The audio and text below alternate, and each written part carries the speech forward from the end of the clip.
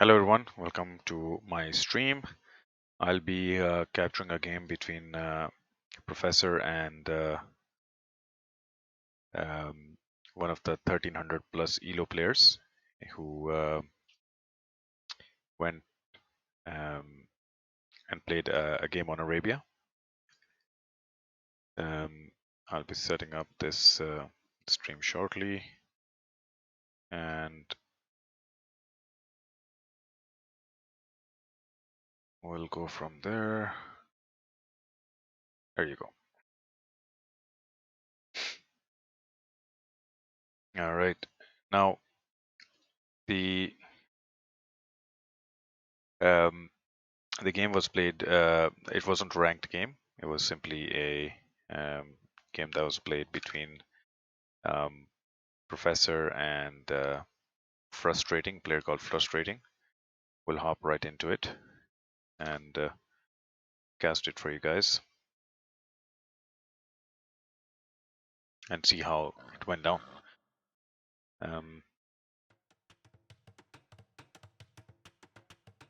Professor is playing as gods, and Frustrating is playing as Vikings.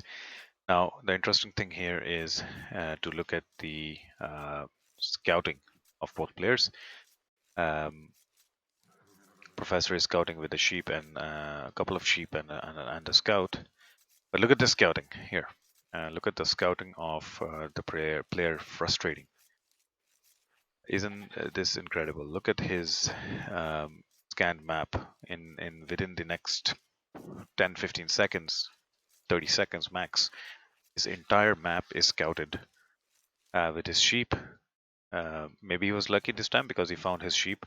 But the one that he found, he didn't bring him straight to the town center. He kept scouting with them, and just look at how quickly he scanned his whole map. That's just incredible. Nothing to take away from Professor Scouting. He did as well very good scouting. He scouted the map pretty decent, pretty quick. He knows his surroundings very well now. His boars, his berries, his woodline, all he knows. But just the scope of scouting that Frustrating did was incredible to see. So that was something good. However, you have Professor's scout going forward here. He might end up getting a sheep or two. You never know.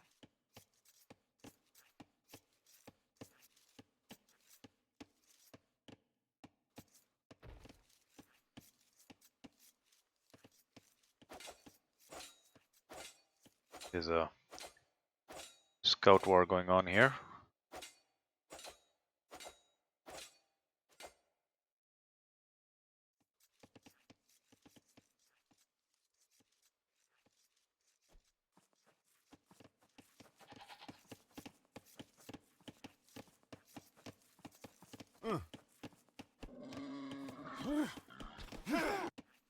So on paper, Vikings is mainly an infantry civ, I believe.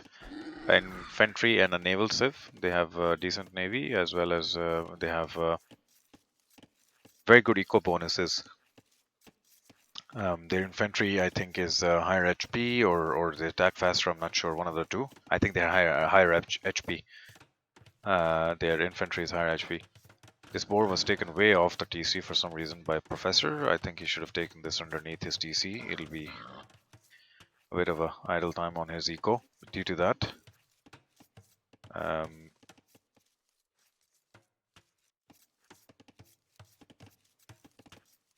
Frustrating is going for a barrack instead of a mill. That's a pre-milled rush, they call it these days. Instead of making a mill, you create a barrack and go for a drush. Very common these days with Vikings because of the eco. Also Lithuanians, they get extra food in the beginning, so a lot of players do that with Lithuanians. So each time you're playing Vikings or Lithuanians, you should be wary of that.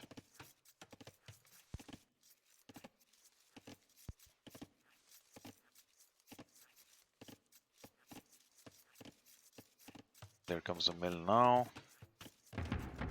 Already the Viking player is creating the militia.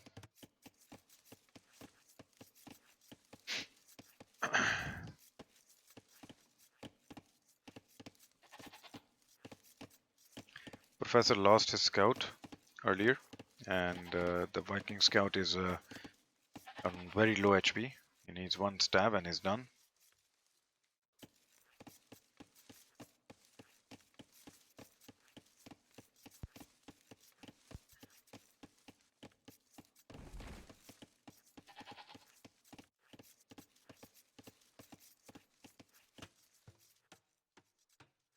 There's the militia coming ahead, going forward. Professor putting 5 on wood. Remainder of his villagers are on food. Frustrating, like I said, is a much higher elo player. His elo is at least 200 above 2 to 300 actually above Professor. I think Professor is roughly around 1050, and this gentleman here is roughly around 1350 or so. Another 5 going on to the wood. Number camp 5 and 6. So right there I can tell you that he will go into archers because he's putting 11 on wood. So if you have a scout now, you can, when you scout, you see 6 on a wood line, you know that eventually this guy will go for archers. That's the archers build. Now the question is that this gentleman is also going for a lot of farms in Dark Age, which is weird. I guess because of the wheelbarrow that he gets for free, it might be better to get these farms down in Dark Age. Maybe doesn't hurt to do that. So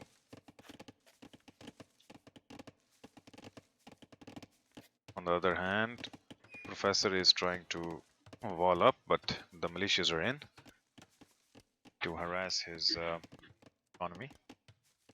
But quick walls coming up from Professor. Decent quick walls. Yeah, he won't be able to do much damage here. Professor's quick walls are already up. There's one villager only on gold. I would like to get some villagers on gold. A lot of idle TC time though, and idle eco is just going up like non-stop for some reason. I don't know why. Oh, he had a lot of villagers garrisoned. Okay, so Professor is looking for,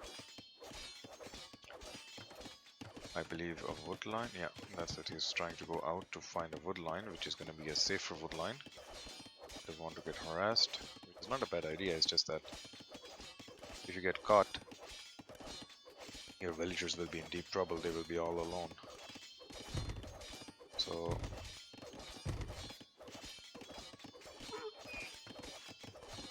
there you go. He started repairing that wall.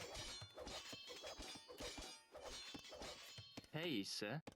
One villager on gold to help Professor go into Castle Age. Professor is already in feudal, and frustrating only just clicked on it. 4 militias are out for Professor. And I must mention here that these 4 militias should be going forward, not going to attack these militia. There's no point. There's no point. You already quick walled. You don't need to attack these militia. Let them die to TC fire and let them just run around and do nothing. They can't do anything right now. They can't do anything. If you have loom, you can fight these with your villagers. You don't need to fight these, and you're gods, so you have probably loom. Probably have loom. So your men at arms now, you will have to take advantage here. This is going to be the difference between a 1300 player and a player which is 1050, is because Professor is chasing these militia. He shouldn't be chasing these militia. He should be going forward. And if he goes from this side, he can pretty much deny these ranges. He can deny these walls. He can harass on the woodline and gold. These 4 militia can do so much damage and bring so much idle time to frustrating that he wouldn't know what hit him. He wouldn't know. His feudal time was so late that easily Professor would have gone in and harassed him.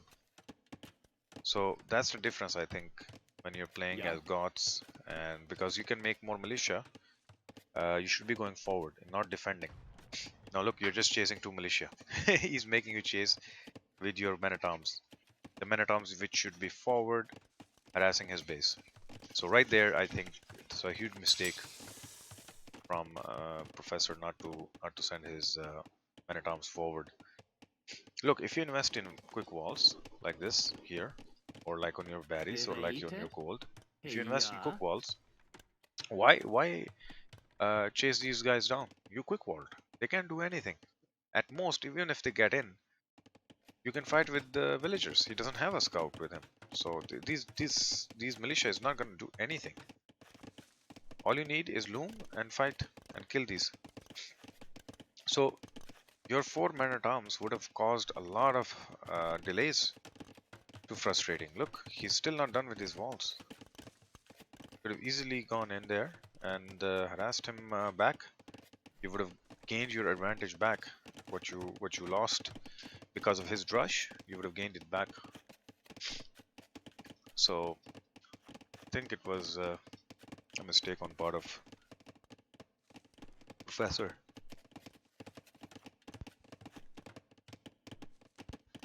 Plus, you're playing a non-ranked game, so you shouldn't be worried about that. It's okay. You can go forward. This is a military right here, sitting right here doing nothing. And as we have always said, I have always said, use it. I don't care. Go harass his house. Go hit his palisade wall. Make him send a villager here to build something. Now he switched into archers, of course. We knew that because he had too many on wood.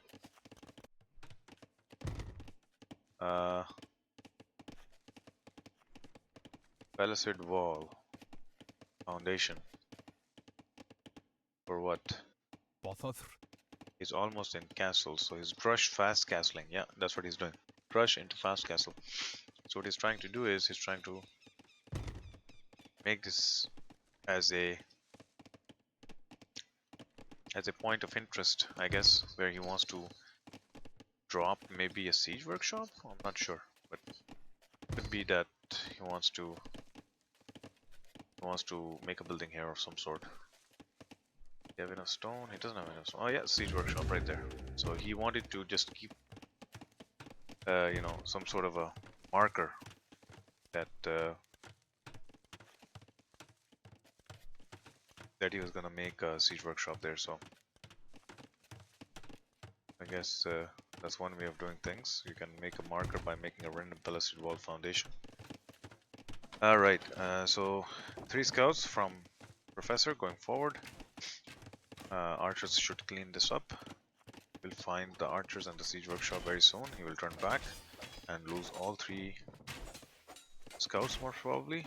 I mean, you don't fight this. Professor, you don't fight this. This is too big for you to fight. You just lost 3 scouts for nothing. So these scouts shouldn't take that fight. They scouted the siege workshop, pull them back. You know that siege is being built. And you need to defend. And how do you defend against siege? With your scouts. So you shouldn't be losing your scouts and fighting these archers here for no reason. So now you're spending non-stop on your stables to produce as many scouts as possible from 2 stables. Okay, it's not a bad idea. So he wants to go after your wood line. You got your just got a bit late in redoing that wall. You see, he decided not to go after your villagers that ran. He decided to stay in your base. That's a smart play from him. Because those villagers will keep on running, his archers will be out of position, and you won't have any idle time in your base. He wants to create idle time in your base. I mean, he lost all his archers here, but his idea was right. There was no point of him running out and killing those villagers when he could have just stayed around here and harassed. There's a mangonel that popped out, and like I said, this scout, the 3 scouts that you lost would have been essential, you know. That is a good call to make scouts here, I think. That is a good call. It's just that don't lose these scouts. Keep them and defend. Defend. His siege workshop is going to be nullified. Just start attacking his siege workshop here. And I would suggest make even some skirms.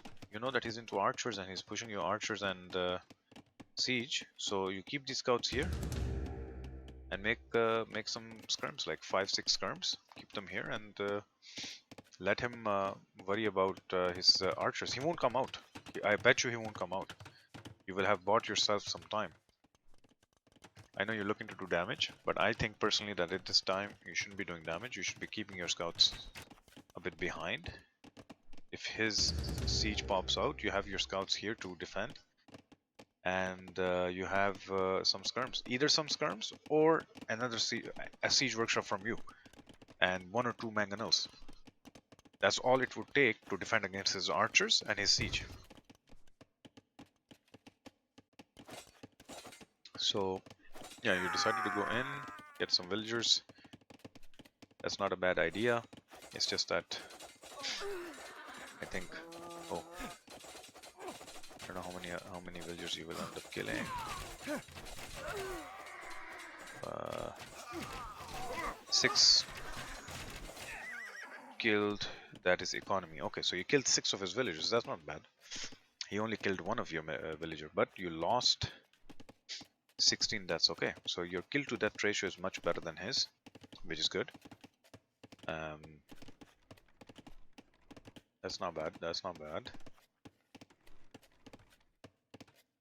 However, your idle time is much higher. See, managed to get you on the eco. You did kill 6 of his villagers, but still, your idle time is what is differentiating between you and his eco. I mean, even after killing 6, he has 48 villagers. You have 35. That's a 13 vill difference.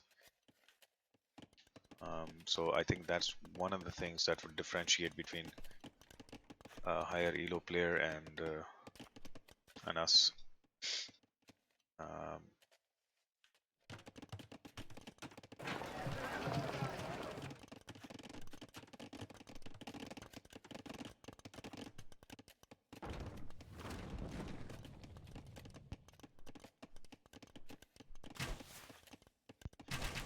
there comes the crossbows, the mangonels, the TC. Because you don't have fletching, your range is 5. The mangonel's range is 7. Yep. Yeah, that's it.